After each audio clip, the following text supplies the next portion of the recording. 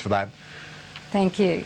Joining me on the program now from the Sky News Centre, Labor MP Ed Husic, and in Melbourne, Liberal MP Josh Frydenberg. Gentlemen, good morning. Ed, do you concede that the deal with the Greens has done the ALP irreparable damage? It's over now. For many in Labor, not a minute too soon. That has to be one of the weird episodes of Australian politics through the course of this year. I mean, that was a breakup note delivered in the beak of a cuckoo. I can't get over that they made their press club statement and then blamed us for the breakup. I mean, it's just insane. And it's not the reasons. It's you. And yeah, that's right. And the reasons on which they do it, you know, the mining tax, and I think they threw in the Tarkine, and I think someone had failed to install an energy efficient globe somewhere, and they decided that that was the end of the deal. So I can't.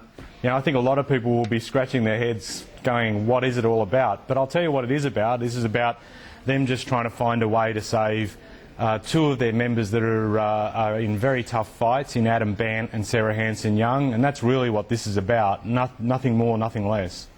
It's done a fair bit of damage to Labor, though. The carbon tax, the demand for the carbon tax, as one person's quoted in the Telegraph this morning saying that, you know, good riddance to the Greens, and, you know, thanks for what you left us, the carbon tax. Yeah, well, I think, and through the course of that too, I mean, I remember that they were against the assistance package for the steel industry. They wanted a $40 a tonne carbon price. They were really, you know, pushing for effectively the choking of the coal industry in Australia, things we resisted all the way through. So, you know, again, I come back to the point. It's a bizarre act, you know, by a party that, you know, again, you can't work out which way they actually make their decisions. Josh Frydenberg, I want to get your thoughts on this announcement by the Greens. What do you make of it? Obviously, pragmatic announcement, but all political parties are, aren't they? Well, look, I think, you know, firstly you had Mark McGowan, the Labor leader in Western Australia, who refused to be seen with the Prime Minister when he was campaigning in the state election up there. Now you've got the Greens who are distancing themselves from the Prime Minister and the Labor Party. It shows you just how toxic the Labor brand currently is. But in reality, this is going to mean very little, because the Greens are still going to keep the government on life support, and they still bear responsibility for the horrendous policies that the Labor Party and the government have introduced, namely the carbon tax, the re-regulation of the labour market, and the four biggest budget deficits in Australia history. This has the Greens stamp of approval, just as it has the hands of the Labor government on it. Ed Husic, I guess you would agree with Josh in the sense that it's not going to have any real impact, is it? Because the government is still relying on the Greens to govern. Any sentence that begins you'd agree with Josh on that, I instantly have to listen a lot closer.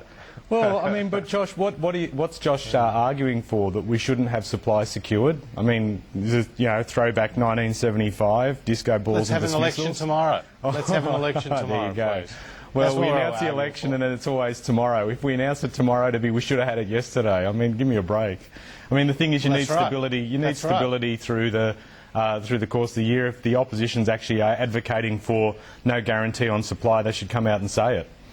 What about the political scenario here, Josh Frydenberg? There is this element of the Greens having concern about the seat of Melbourne, Adam Bandt. Also, Senator Sarah Hanson-Young is under a lot of political pressure in South Australia to hold on to that Senate seat. Are you confident that the coalition might nab that?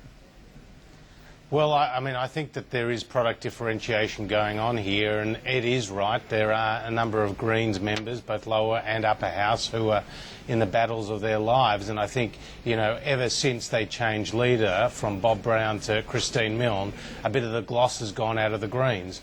And there are a lot of people out there who know that the Greens bear responsibility for these horrendous policies that the government has introduced. So I think there will be payback for the Greens. I think the support in the electorate may have peaked, but at the same time, you know, the coalition's real enemy is the Labor Party.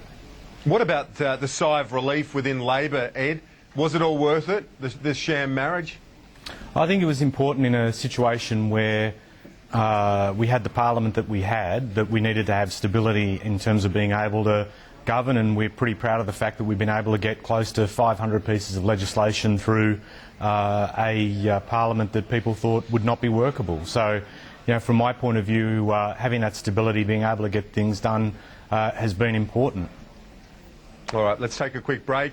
When we return, more with Josh Frydenberg and Ed Husic. We're also going to check in with David Lipson, who's been in Afghanistan with the Defence Minister Stephen Smith over the last day or so. So make sure you stay with us. This is AIM Agenda. Thank you very much for your company with me this morning, Ed Husic and Josh Frydenberg. Ed, I want to go to you on Simon Crean's comments yesterday. He says that the Labor model of changing leader every time there's a bad poll, or the revolving door of leadership, is a broken model. What do you say to that?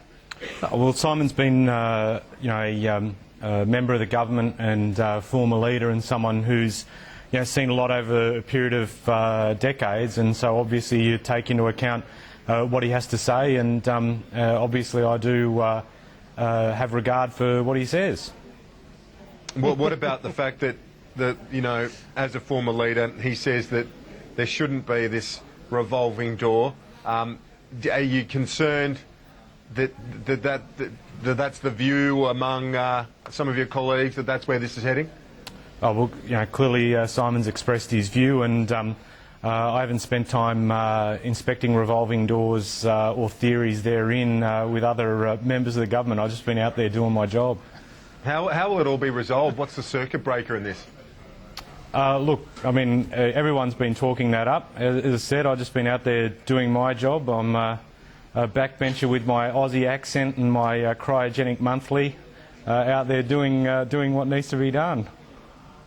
The Abbott confidence is very strong at the moment, isn't it, Josh Frydenberg, who was in the seat of Barton yesterday? That's held by Robert McClelland, a pretty safe Labor seat. It shows just how confident you guys are.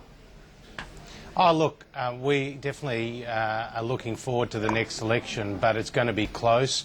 And the chances are the Labor Party will probably change leaders. I mean, that was the greatest non-answer you've ever seen from Ed Husic, because we know he's a big supporter of Kevin Rudd. He's been pictured on the front page of The Australian taking Kevin around his electorate, and he comes from the New South Wales Labor right, where there has been a revolving door of leadership in the state premiership over there. But, it doesn't matter who's the leader of the Labor Party. It's the same Labor record, Kieran. It's 27 new taxes, more than 20,000 regulations, $145 billion of debt, grocery watch, fuel watch, pink bats, green loans, school halls, and the daddy of them all, the NBN. Don't forget the cash for clunkers. I mean, I've got a laundry list, and the Australian public have a laundry list of the failures of the Labor government. So it doesn't matter if it's Kevin Rudd, Bill Shorten or Julia Gillard leading him to the next election. They have to stand on this failed record,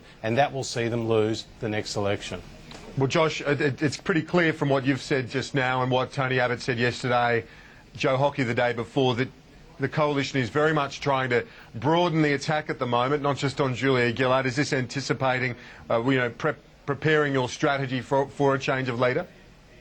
Look, we have to be prepared for any eventuality, but, nothing would surprise me about the Labor Party. They knifed a first-term Prime Minister in Kevin Rudd, the first time that had been done in Australia's history. Now Julia Gillard's turned out to be a graphic failure, so they're talking about bringing back Kevin Rudd. I mean, John Howard always used to talk about Lazarus with a triple bypass. I think this will be Lazarus with a quadruple bypass if Kevin Rudd comes back, because, he had a pretty bad record and everyone thought he was gone, and, Labor colleagues from the cabinet level down said that he had a failed record. So I think we have to be ready for him to come back, or for somebody else. But at the end of the day, it doesn't matter who's the leader of the Labor Party. It's their record that they have to stand on, and it's a failed record, and that's why we will win the next election. How many leaders did you guys change in one term, Josh? I think it was 3. You went for that. We don't change prime ministers, my friend. John Howard governed for nearly 12 to years. Malcolm Turnbull, to Tony Abbott. Okay, well, Ed, I want to ask you about pressure. Andrew Peacock. Ed, John there is Howard, further pressure Andrew on the Peacock. budget,